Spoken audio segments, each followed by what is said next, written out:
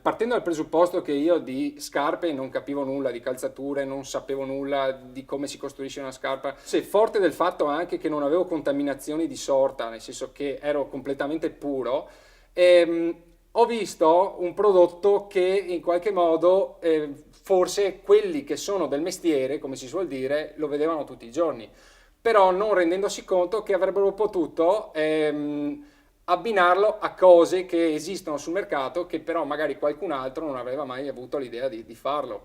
Noi, partendo appunto dal fatto che la calzatura è una cosa standard, abbiamo voluto dare dei valori aggiunti che sono dovuti proprio a questi percorsi che abbiamo fatto a livello di disegno industriale, di design, cioè l'iniezione della fibra di carbonio all'interno della soletta, la lavorazione del tacco in ergal, usiamo pellami molto pregiati, finiture in oro con pietre preziose anche per i clienti più esigenti. La soddisfazione di vedere un prodotto fatto con le mani, secondo me, è come uno scultore, cioè non ha eguali, non ha paragoni e il pathos che ti dà è una cosa che nessun altro ti può dare, ecco.